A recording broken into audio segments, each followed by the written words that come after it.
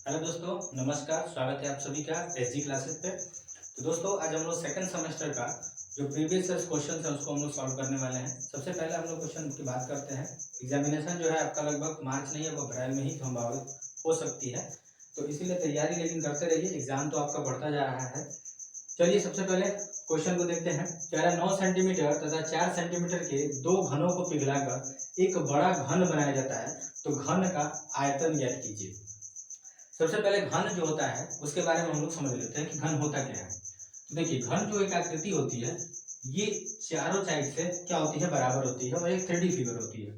तो अगर हम घन की बात करें तो ये देखिए, आपका ये जो है वो आकृति जो बनाई गई है वो क्या है, घन है।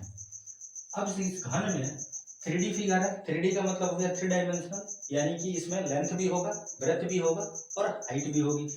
तो अगर इसको हम मान ले लेंथ या हाइट, इसको मान ले, ये इसकी लेंथ हो जाएगी और ये इसकी ब्रेथ हो जाएगी। अब लंबाई, चौड़ाई, ऊंचाई तीनों होती है, लेकिन इसमें होता क्या है कि जब आपस में क्या होता है, यानी L equal to B equal to H, यानी कि तीनों जो होते हैं, लंबाई, चौड़ाई और ऊंचाई क्या होते हैं, बराबर होते हैं। तो जैसे यहाँ पे दिया है कितना, एक 9 सेंटीमीटर का दिया हुआ है, लंबाई, चौड़ाई, ऊंचाई, यानी कि 9 सेंटीमीटर भुजा वाला एक घन है। अब घन जो है इसमें आयतन पूछा है, तो सबसे पहले हम लोग बड़े घन का आयतन निकालते हैं। तो आयतन बराबर होता है formula a cube, length into breadth into height, यानी कि साइड का क्यूब होता है। तीनों जब बराबर है आपस में तो हम तीनों को गुणा करें, चाहे ए क्यूब कर दें, यानी ए की पावर 3, 9 गुणे 9 गुणे 9। अब ये जो है हमारा क्या है, साइड, यानी कि जो भुजा है कितनी है, 9 सेंटीमीटर की है। यहाँ से 99, 81, 81 में जैसे 9 से गुणा करेंगे तो 9 एकम में 9, 9 बटे 72, यानी कि हो गया 729 सेंटीमीटर घन। अब ये जो हो गया बड़े वाले का निकल गया। फिर एक और घन है जिसको क्या किया जा रहा है, तो 4 सेंटीमीटर का है, उन दोनों को मिलके क्या किया जा रहा है, पिघलाया जा रहा है। तो अब दूसरे का जो आयतन निकालेंगे, तो अब इसके लिए जो ए लगेगा वो क्या लगेगा, 4। क्यों? क्योंकि इसकी भुजा कितनी है, 4 सेंटीमीटर।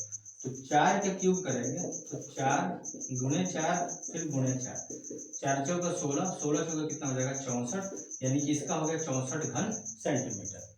अब क्वेश्चन में क्या कर रहा है कि बड़े घन का बनाया गया, अब दोनों को मिलाकर क्या कर दिया गया, एक बड़ा घन बना दिया गया। तो जो घन बनाया जाएगा उसका आयतन इन दोनों घन के आयतन के बराबर ही होगा। तो हम लिख सकते हैं कि बड़े घन का, लिखेंगे बड़े घन का आयतन बराबर। तो अब बड़े घन का जो आयतन होगा वो क्या होगा, ये जो 9 सेंटीमीटर का है और 4 सेंटीमीटर का, जो दोनों घन का जो आयतन आया है, यानी कि 729 और प्लस में 64, यही हमारा क्या हो जाएगा, जो बड़ा घन पिघला के बनाया गया है उसी के आयतन के बराबर होगा। तो 9 और 4 13 का 3 हासिल 1, 6 2 8, 8 1 9 और ये हो जाएगा 7, यानी कि हमारा हो जाएगा लगभग 793 सेंटीमीटर क्यूब इस बड़े वाले घन का आयतन। उम्मीद है आपको समझ में आ गया होगा।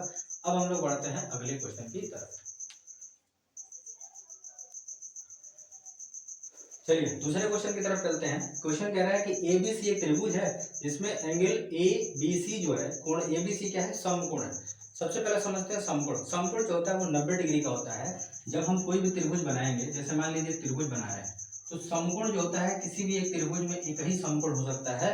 तो समकोण जो हो गया, ये हो गया। अब कौन सा कोण समकोण है, तो यहाँ पे जो बीच में होता है उसी को क्या मानते हैं, कोण, मतलब वो कोण हम दिखाते हैं। हम लोग पढ़ सकते हैं इसको एंगल बी भी सिर्फ पढ़ सकते हैं, लेकिन यहाँ पे जब हम तीनों को लेते हैं तो जो बोर्ड जो बीच में रहेगा वही हमारा क्या होता है, कोण होता है। तो ए फिर बी और सी, तो जो कोण बी है वो कितने डिग्री का है, 90 डिग्री है, यानी समकोण है तो कितने डिग्री का होगा, 90 का होगा। अब यहाँ देखिए ध्यान से, ए और बी की जो लंबाई दी गई है वो 7 सेंटीमीटर दी गई है, यानी ए बी जो है वो कितनी की है, ये वाली जो भुजा आपको दिख रही है वो कितनी की है, 7 सेंटीमीटर की है। फिर क्या कह रहा है, बी और सी, यानी कि जो ये वाली भुजा है बीसी जो दी है वो कितने की है, 24 सेंटीमीटर की है। तो अब यहाँ से क्या कह रहा है कि ए और सी की लंबाई बताइए। तो अगर आपको याद हो तो पाइथागोरस जो होता है, ठीक है, जो पाइथागोरस जो परिमेय करता है उसमें क्या कहता है कि अगर कोई भी एक समकोण त्रिभुज है तो उसमें क्या होती है, तीन चीजें होती हैं जो हम लोग पढ़ते हैं। एक कर्ण पढ़ते हैं, एक लंब पढ़ते हैं और एक पढ़ते हैं आधार। अगर हम लोग इंग्लिश में बात करें तो इसको हम लोग बोल देते हैं हाइपोटेनस, इसको बोल देते हैं परपेंडिकुलर, इसको बोल देते हैं हम लोग बेस। यानी कि एच से रिप्रेजेंट करते हैं पी से और ये बी से। हमें क्या देना है कि जो कोण होता है, अब समझते हैं कोण क्या होती है। जो 90 डिग्री का कोण होगा उसके ठीक सामने वाली जो भुजा होगी वो क्या कहलाती है, कोण कहलाती है। या त्रिभुज की जो सबसे बड़ी भुजा होगी वो क्या कहलाएगी, कोण कहलाएगी। तो हमें क्या निकालना है, यहाँ पे कोण निकालना है, यानी AC निकालना है। ठीक है, हमारे पास क्या दिया हुआ है, BC दिया हुआ है, AB दिया हुआ है, यानी कि लंब दिया हुआ है, आधार दिया हुआ है। ठीक है, तो एक फार्मूला होता है कोण का, कोण बराबर होता है कोणी में आधार का स्क्वायर प्लस आधार का स्क्वायर प्लस लंब का स्क्वायर, लंब का स्क्वायर। अब हाइपोटेनस यानी कि कोणी में यानी कि लिख सकते हैं आधार कितना दिया है 24, फिर स्क्वायर, फिर प्लस लंब कितना दिया हुआ है 7, यानी कि इसका स्क्वायर निकालेंगे। अब ध्यान से देखिए 24 का जो स्क्वायर होता है वो होता है 576 प्लस 7 का जो स्क्वायर होता है वो होता है 49। तो अब दोनों को अंडर रूट में जोड़ेंगे तो समझ लीजिए 9 और 6 कितना हो गया 15, 15 के 5 हासिल 1, 7 4 11, 11 1 12 का 2 हासिल 1, 5 1 कितना हो गया 6, और जो 625 होता है वो किसका वर्गमूल होता है, वर्ग होता है। तो 25 का, यानी कि जो AC जो हमारी आएगी ये वाली भुजा वो कितने की होगी, 25 सेंटीमीटर की होगी। कितने की होगी, 25 सेंटीमीटर की होगी। उससे पहले एक चीज समझ लीजिए, अगर मान लीजिए यहाँ पे लंब पूछ दे तो लंब के लिए भी फार्मूला लिख लीजिए। लंब जो फार्मूला होता है उसमें से होता है कोण, यानी कि कोण का स्क्वायर माइनस आधार का स्क्वायर। यानी जो बड़ी भुजा होगी उसमें से हम क्या कर देंगे, छोटी भुजा को घटा देंगे तो हमें दूसरी वाली छोटी भुजा निकल जाएगी। फिर उसी तरह से जब आधार अगर पूछ देगा तो आधार के लिए भी क्या लगाएंगे, यही फार्मूला लगाएंगे, क्या, कोण का स्क्वायर फिर माइनस लंब का स्क्वायर। अब जब दोनों निकाल सकते हैं तो दोनों छोटी भुजा में याद रखिए कभी भी कोण में से ही घटेगा। तो इसीलिए ये तीनों फार्मूला यानी तीनों के आधार पर हम लोग क्या कर सकते हैं, क्वेश्चन इसको हल कर सकते हैं, और तीनों आधार पर क्वेश्चन आपको पूछता है। तो हम लोग बस एग्जाम के हिसाब से तैयारी कर रहे हैं ताकि एग्जाम में कोई क्वेश्चन छूट ना पाए। चलिए अब आगे बढ़ते हैं अगले क्वेश्चन की तरफ। चलिए क्वेश्चन नंबर आगे बढ़ते हैं थर्ड की तरफ। देखिए ध्यान से, एक वृत्ताकार मैदान का क्षेत्रफल 154 वर्ग मीटर है, उसके व्यास की लंबाई ज्ञात कीजिए। इस जो तीन क्वेश्चन अभी हम लोग कराए, दो पीछे और ये वाला क्वेश्चन पक्का है, इंपॉर्टेंट है, मोस्ट इंपॉर्टेंट क्वेश्चन है जो आपको देखने को मिलेगा एग्जाम में।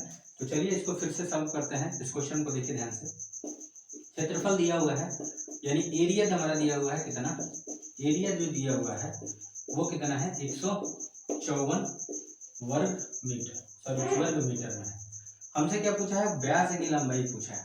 तो व्यास निकालने से पहले हमको क्या चाहिए, त्रिज्या, यानी हमको रेडियस निकालनी ही पड़ेगी। तो अगर हम देखें वृत्त का, एक वृत्त होता है, उस वृत्त का जो फार्मूला होता है यानी वृत्त का जो क्षेत्रफल होता है वो क्या निकलता है, पाई आर स्क्वायर। अब यहाँ पे ध्यान से देखिए, ये स्क्वायर है, एक वृत्त होता है, तो इस वृत्त का जो एक सेंटर होता है, इस सेंटर से जो भी हम रेखा ये खींच दें तो क्या हो जाती है, व्यास कहलाती है। यानी वृत्त से सेंटर से जो रेखा दोनों परिधि तक टच कर दे उसको हम लोग क्या कहते हैं, व्यास कहते हैं।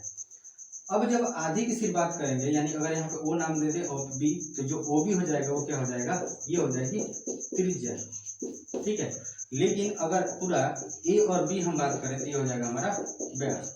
हमसे क्या पूछा है, व्यास पूछा है, तो निकालने के लिए क्या करेंगे, पहले हल करेंगे। तो वृत्त का क्षेत्रफल कितना दिया है 154 बराबर में pi r square, pi r square.